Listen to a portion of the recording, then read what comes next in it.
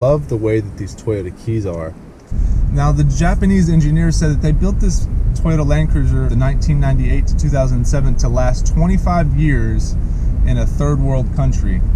Typically, these vehicles are taken care of like a Porsche or a Corvette. They do the maintenance work because, if you think about the entry cost for this vehicle, the average owner that buys a Toyota Land Cruiser has a household income of $250,000. So if you have an income of $250,000, you're probably going to not be turning the wrenches in your garage yourself. You're a doctor, a lawyer, a business owner, something like that, and you don't have time because you're busy making money, so you pay other people to do the maintenance work for you. So these vehicles typically have been well maintained if you bought them from the original owner, but you have to look at the records just to double check. Go, baby. All right, this is the 2000 Land Cruiser that I just picked up. I just wanted to do a walk around so you can see the entire vehicle.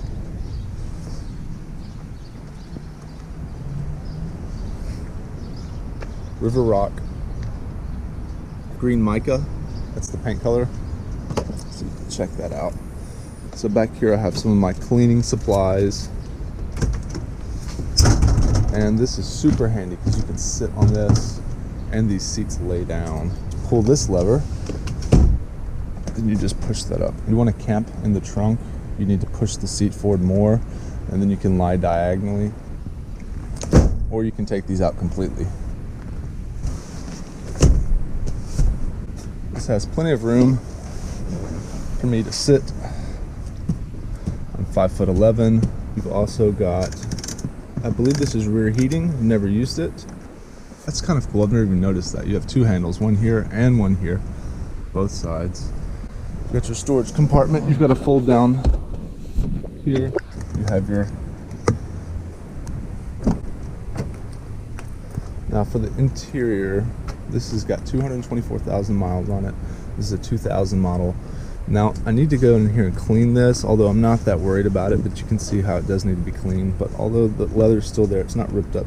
Now, here we've got heated seats. This is a 4-speed automatic in 2000. You have the overdrive button. You've got the power button. This will allow you to start in low, still in second. Some of the guys were talking about on the forums. This is a center locking differential. So in 2000, they changed up. They got rid of the rear diff lock. If you have a 98 or 99, it'll have a rear diff lock here. If it came with that option. This one is a 2000, so they switched to an anti-lock brake system style, which I'm not super familiar, but if you want to do heavy off-roading, you need to, and you're in a low traction area, this is what you need to press, and then you want to engage that while you're stopped, obviously.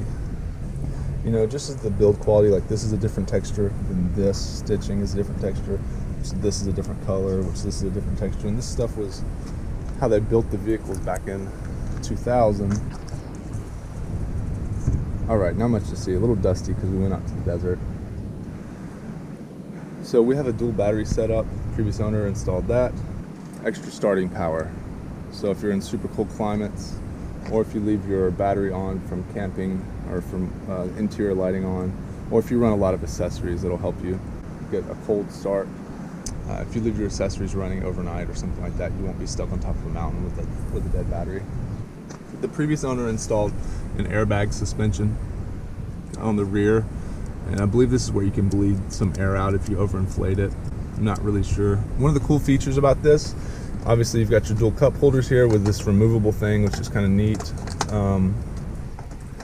And then this is actually really deep because the top is hollowed out, so you can fit, you know, 2 or 3 inches here and then another inch here, and then on top of that you've got this deep box with a little compartment on each side kind of, and then you've even got another output for your, and then you've got one here, a 12 volt, and you have your cigarette lighter and your ashtray. The thing is, I don't know what these are. I have no idea. I think those are vents. Let's see if we can find out what those are. See, I know you have a subwoofer back here. Here's another 12 volt out. Is that a jack? I believe that's a jack. So, like I said, I'm just now learning about this vehicle. You've got a pull handle here, and you can get out from the inside. I believe that's a lock. And then over here, And then in here we've got, I don't know, I don't want to dig that out right now. So what I've got my Ford accessory thing that has these factory loops where you can attach things. You've got 2 more back there. So you can tie all sorts of stuff. This vehicle is made for that, where you can tie all sorts of stuff down. It's just a cool car. And now there was an option to have these rear folding seats back here. I think they were facing each other. I believe that's how they were set up. So I've got my Mustang koozie. So you have rear seat high and low, which is interesting. I don't even know what that is. I've never used it. These are the window defrosters for sure. Air conditioner still works great. Your recirculation or your outdoor.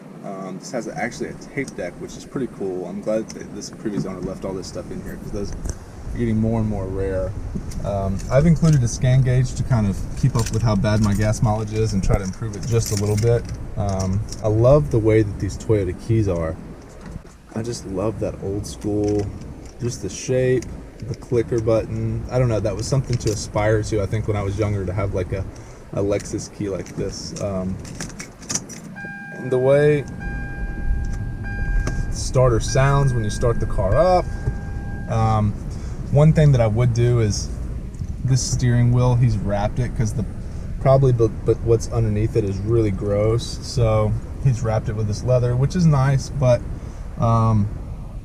it's a little gunky feeling. I think when it's hot outside, it feels good in the cold right now. It's nice and thick and feels good in your hands. It's not too big, not too small, just about right. The way that these grips feel, they feel good. It's not like it's not terrible. It's not a performance vehicle either. So the steering feels fine. The cruise control still works. You know, you've got the rear washer. You know, this is all old Toyota stuff. If you haven't seen it, it does have fog lights. And then you have your power adjustments for your windows, your locks. You can have your window lock. You know, this is old 2000 stuff. Now, you do have the sliding sunroof, which is cool, and it's a big sunroof. Actually, it's pretty good sized. I like the size of the sunroof, and it goes back to back of your head. Another cool feature is this here. So you have this fold down thing on both sides, so you can fold both of these down and get lots of coverage when you're out in the desert driving around and the sun's crazy in your eyes, which we actually did use when we were driving, and they did come in handy. So those are cool. The flip down visors. This little thing is pretty cool. I know what this was at first. You've got a garage door opener, and what they did back then was they just put a hole in this thing. There we go. And then you just put this garage door opener in this thing, and then the little button, they just make it big, the button hole big enough to where you can punch the button through the compartment, which is kind of cool. The fold down tailgate is cool. These armrests are cool. I like this. I like this deep compartment that's way down in here. It's almost like a cooler. Let's take it for a spin. Right off the bat, you know that you're in a big vehicle. It's soft, it's heavy, and it feels like you're towing something almost. If you're used to driving a Mustang or a smaller vehicle. Now, you feel like king of the road. Like literally, this vehicle is huge, and it feels like you're driving a tank, and it feels awesome. And you know, this vehicle, I believe in 2000 was about $50,000, and that was like the most expensive Toyota you could buy, and it still is the most expensive Toyota you could buy. And there's just a sense of build quality, and you're proud to drive this thing. You're driving this, feels like you're driving this piece of art, this piece of work, you know, Toyota's workmanship. So I've literally like never floored this vehicle, so we're gonna see what it does. I've got the, it's got it in power mode down here, so we're just gonna try to floor it from the red light.